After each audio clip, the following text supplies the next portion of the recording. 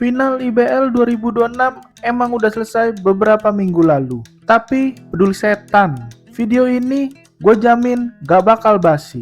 Karena apa yang bakal kita bahas hari ini adalah murni sebuah tragikomedi taktis yang luar biasa. Gue bakal bedah tuntas, straight to the point, dari game 2 sampai penentu di game kelima. Lu semua tahu gue pendukung Pelita Jaya, seorang PJ Holic. Tapi di video ini gue bakal lepas baju fans gue. Gue bakal objektif. Gue bakal ulas taktik sekalian ngedumel. Kenapa tim bertabur bintang dengan defense nomor 1 di liga bisa kepleset dengan cara yang ampun.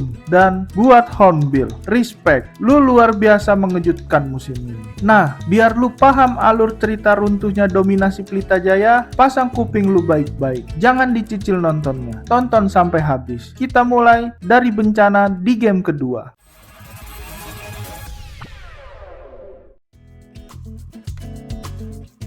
Game 2 dimainkan di markas PJ, di PJ Arena. Harusnya ini jadi momentum PJ buat injak pedal gas. Kuarter pertama sebenarnya lumayan meyakinkan, walaupun tertinggal tipis 15-18. Tapi masuk paruh kedua, god damn, ini bukan lagi penurunan performa. Ini namanya petaka, runtuh total. Skor akhir 6-3, 8-3 di kandang sendiri. Come on man, lu itu tim dengan pertahanan nomor 1 di liga. Tapi kebobolan sampai 83 poin dan kalah margin 20 gol. Apa masalah utamanya?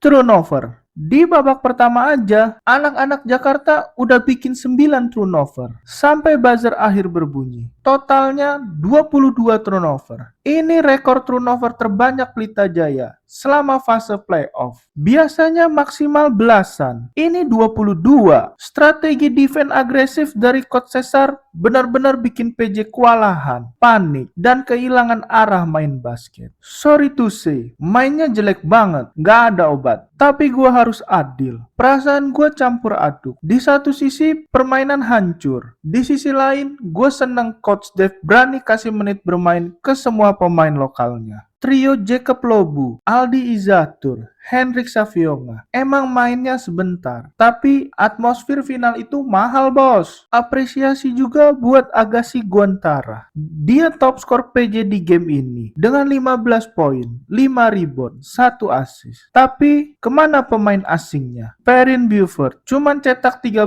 poin dengan field goal percentage cuma 30%. Cuma 30%. Bos, ini angka terendah Perrin selama di PJ. Bingung gue, kok bisa drop separah gitu di laga sepenting ini? Udah gitu, diperparah lagi dengan dua jangkar utama mereka, Jeff Whitey dan Darius Morton, yang terkena fallout. Begitu dua orang besar ini keluar, pertahanan dalam PJ otomatis jadi bubur, rapuh total. Ini PR raksasa buat Coach Dev. Sebaliknya, Bogor Hornbills ngasih tahu kelas mereka. Trevin Thibodeau murni MVP. Dia acak-acak PJ dengan 36 poin, 6 rebound, 3 assist. Stephen Brands nambahin 20 poin, 7 assist, plus 5 steal. Aktif banget potong bola. Belum lagi Caleb Watson yang cetak double-double, 16 poin, 13 rebound. Gua angkat topi buat Coach Cesar. Dia bahkan kasih menit main ke rukinya selama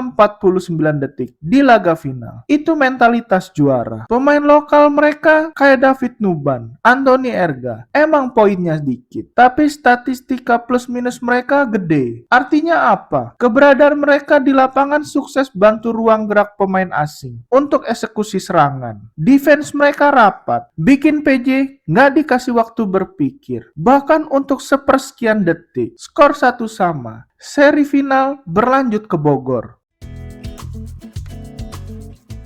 Sekarang kita geser ke game 3. Laga pindah ke markas Bogor Hornbills. Gor laga tangkas. Di sini gue melihat ada yang berbeda dari aura para pemain Pelita Jaya. Semua lapisan tim punya satu tatapan. Gue datang ke Bogor buat ambil game ini. Dan benar aja, mereka bangkit secara Spartan dan menang meyakinkan. 74-61. Bagaimana taktiknya? Berubah. Sederhana. Pemain asing PJ balik ke performa standar tinggi mereka. MBG alias Mas Buford Ganteng menggila. Bos, dia cetak triple double, 17 poin, 11 rebound, dan 10 assist. Ini baru pemain asing kualitas jempolan. Jeff Whitey juga nggak mau kalah. Dia bikin double-double, 11 poin, dan 11 rebound. Darius Morton juga nggak mau kalah gila. Kasih kontribusi di poin yang luar biasa. Di game ini, 22 poin,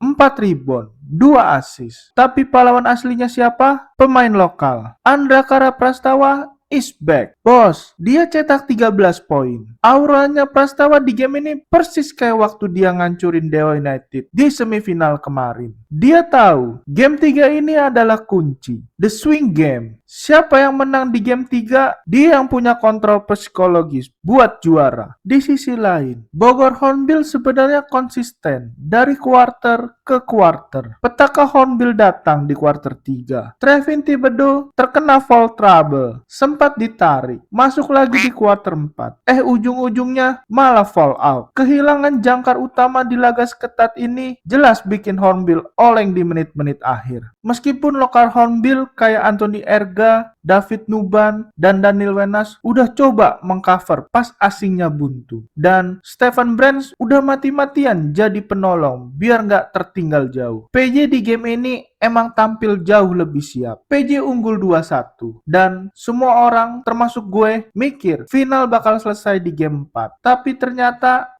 sudahlah.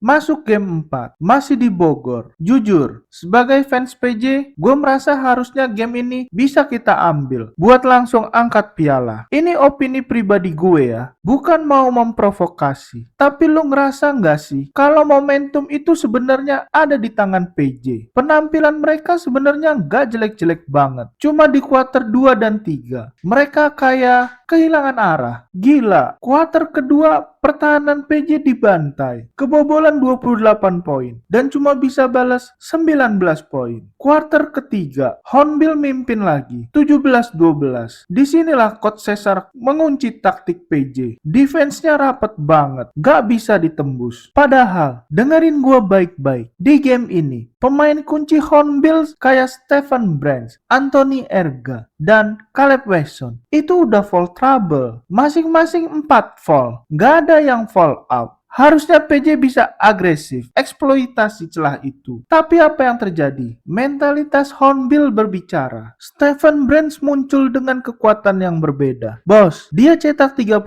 poin. 37 poin. Dia gendong Hornbill bareng Trevin Thibodeau yang bikin 22 poin. Caleb Wesson emang cuma cetak 5 poin. Tapi dia amankan 10 rebound krusial di bawah ring. Gila. Lokal PJ sebenarnya udah coba step up. Agassi, Prastawa, Jawato, Neo Pandey, Hendrik Savionga udah mati-matian. Tapi asingnya malah melempem. Darius Morton cuma bikin 7 poin. Jeff Whitey tertahan di 10 poin. Skor akhir 85-75 untuk kemenangan Bogor Hornbill. Kedudukan imbang, 2 sama. Dan jujur, begitu tahu harus lanjut ke game 5, gue langsung trauma. Ini fakta. Boleh koreksi di kolom komentar kalau gue salah. Pelita Jaya itu punya penyakit aneh. Sejak tahun 2018, mereka sering banget error kalau melakoni laga penentu gelar di kandang sendiri. Di PJ Arena, musim 2025 lalu, kejadian kan, mereka kalah dari Dewa United di game penentu di PJ Arena. Dan tebak apa? Di 2026 ini, kutukan itu kembali terjadi. Game 5, do or die, laga hidup mati. Dan lu semua udah tahu hasilnya. Bogor Hornbill juara dan Pelita Jaya harus rela back to back runner up. Gue baca di kolom komentar live kemarin. Banyak yang ngeledek. Bang, PJ back to back runner up nih. Gila. Jujur gue muak banget dengernya. Sedih gue. Come on man. Sejak era IBL Reborn, tim ini mendominasi 80-90% di musim reguler. Hampir gak pernah absen di final. Kecuali tahun 2019 dan pas COVID 2020. Tapi begitu masuk partai puncak, kenapa selalu gagal juara? Sampai gue mikir, ada konspirasi atau bias pribadi di kepala gue. Kenapa final IBL itu kalau nggak ada PJ, pasti ada Satria Muda? Kita nggak pernah lihat final variatif, kayak Dewa United versus Hornbill, atau Kesatria Bengawan Solo versus Ran. Tapi ya sudahlah, itu masalah dominasi materi. Kita bedah taktik game 5 ini. Kuarter pertama, PJ langsung kocar-kacir, tertinggal jauh, 11-24. Gue lihat muka para pemainnya, tegang parah, gak ada rasa confident sama sekali. Tekanan mentalnya kelihatan jelas di barisan lokal maupun pemain asing. Ini sama persis kayak tahun lalu lawan Dewa United yang baru pertama kali masuk final. Dan sekarang kejadian lagi lawan Bogor Hornbill yang juga baru pertama kali ke final. Hornbill main lepas tanpa beban, nothing tulus, karena mereka udah lewatin target klub. Sementara PJ, bebannya seberat kita yang menjadi KTP WNI.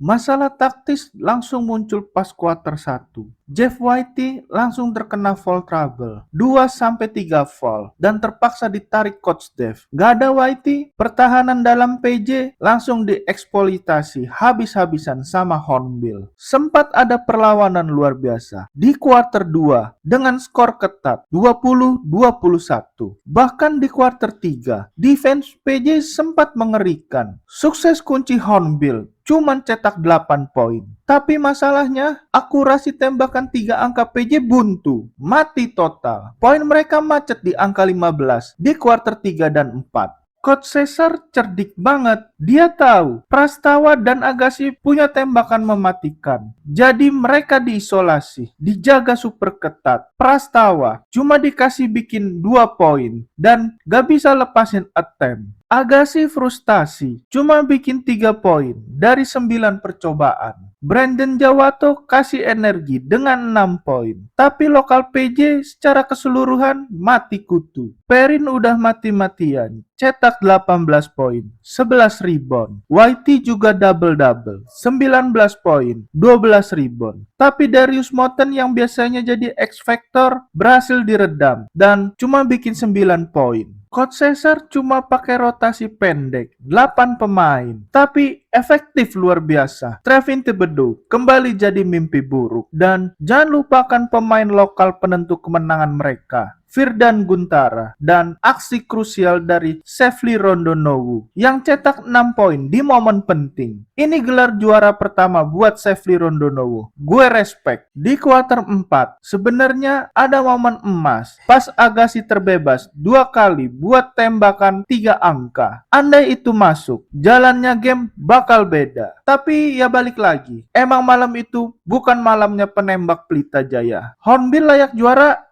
Sangat layak. Jadi, apa evaluasi buat Pelita Jaya ke depan? Dari tahun ke tahun, PJ selalu bertumpu sama satu pemain yang ball dominan, yang dominan pegang bola, kayak Anthony Bean atau Ja'Cory McLaughlin. Gue merasa PJ butuh kolektivitas yang lebih solid. Henrik Savionga harus lebih berani dikasih menit buat attack to basket. Dan Muhammad Arigi, kita semua rindu performa lu kayak tahun 2024 yang tembakannya mematikan. Di musim 2026 ini kelihatan lu belum balik ke performa terbaik lu. Secara kualitas pemain asing, PJ dan Hornbill sebenarnya cuma beda 1-2 tingkat, tapi faktor bonding, chemistry, dan mental bermain tanpa beban di laga krusial, Hornbill menang mutlak. Selamat buat Bogor Hornbills atas gelar juara barunya. Liganya semakin kompetitif dan itu bagus buat basket Indonesia. Nah, kalau musim depan yang juara Kesatria Bengawan Solo atau Rans, kira-kira gimana menurut kalian? Liganya emang kompetitif atau gimana? Coba tulis di kolom komentar. Oh iya, dengan Hornbill juara IBL, cara otomatis bakal wakilin Indonesia main di BCL Asia East musim 2027. Dan kabarnya PJ bakal ikut serta di IESL. Menurut lu, PJ fokus juara IBL lagi atau tes kekuatan di IESL? Tulis analisis gokil lu di bawah. Kalau kalian suka bahas analisis basket tanpa saringan, jangan lupa like, share, dan subscribe channel ini biar makin paham sejauh mana perkembangan basket negeri kita. Sampai ketemu di video berikutnya. Bye-bye.